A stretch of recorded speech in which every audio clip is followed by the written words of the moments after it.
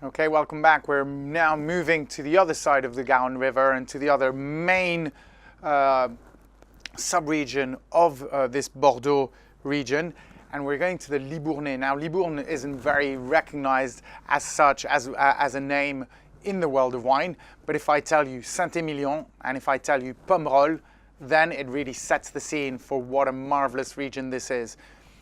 Here we have a terroir that's very different to the terroir of the Grave, very different to the terroir of the Médoc. Here we're going to have a mix of clay, sand, limestone and rock, and that mix really changes throughout the region. St Emilion, for example, we have a dominance of this sandy, clayey soil, whereas Pomerol, the other main appellation of this sub-region, we're going to have a mix of sand, some rocky subsoils, some clay. But what is important here is to remember the dominant grape variety, which is Merlot.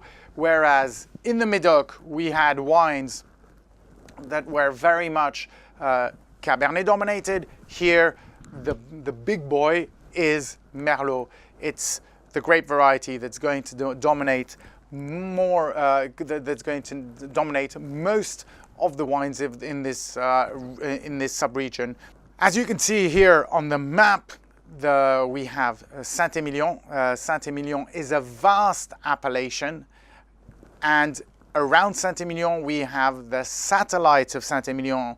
You can see there Lussac St Emilion, Montagne St Emilion, Puy-Seguin St Emilion, Saint-Georges St Emilion, and then further down we have Pomerol and Lalande de Pomerol. St Emilion had its own classification of Grand Crus, and I think in my opinion, they went all out and they had 82 different Grand Crus.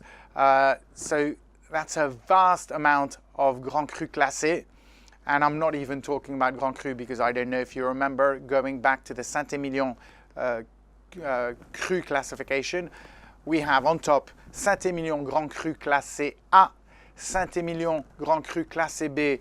Below that, then we have St Emilion Grand Cru classé. So together, these three levels of classification represent 82 different chateaux, and below that we have a whole myriad of chateaux as St Emilion Grand Cru. St Emilion, interestingly, is going to be, so as we said, Merlot dominated. Then we're going to have a good presence of Cabernet Franc, and this is also going to be true in Pomerol.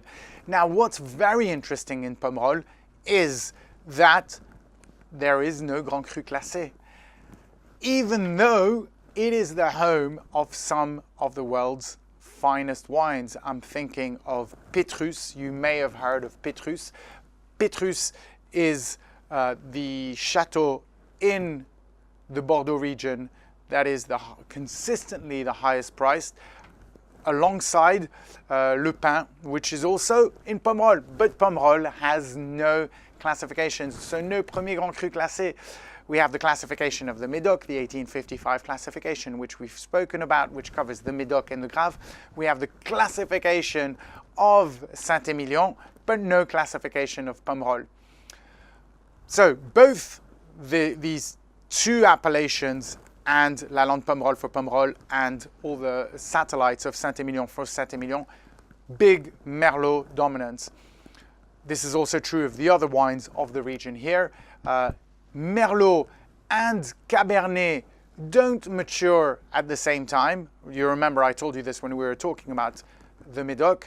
And as a result, these two regions are not going to be harvesting at the same time, but these two regions are not going to be comparable in terms of quality of vintages.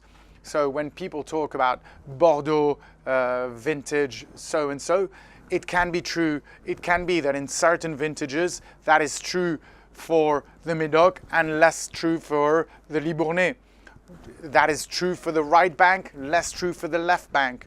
So it's important that you understand that, because we have two regions that are geographically rather separated. They're separated in terms of soil and subsoil. How these soils and subsoils retain water is going to be very different. But then the very important factor is the grape varieties and their different maturation needs. The wines from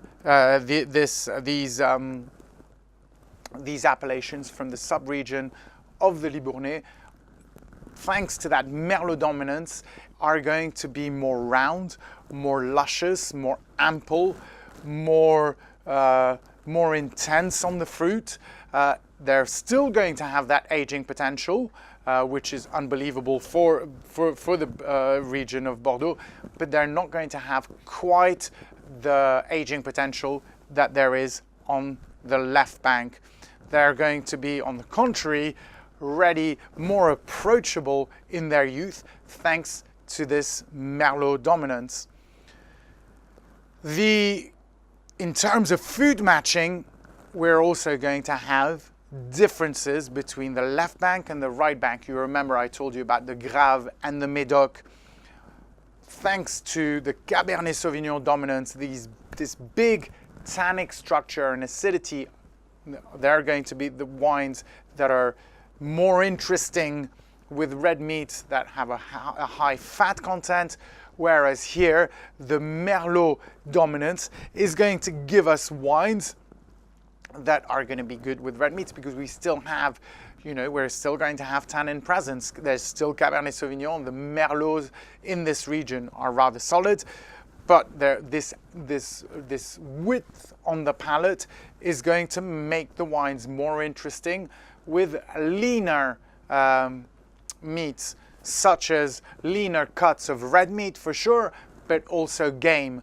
And that's one of my personal favorites, is having hare or boar with St Emilion, and definitely with Pomerol. So with these wines, I like to have leaner meats, stronger tasting meats, and this roundness in the wine. Even wines with a bit of age is going to pair up superbly with these types of dishes, especially these game stews. Especially these game stews in wine are going to be, particularly well paired up with the Merlot dominated Bordeaux that we have in this region.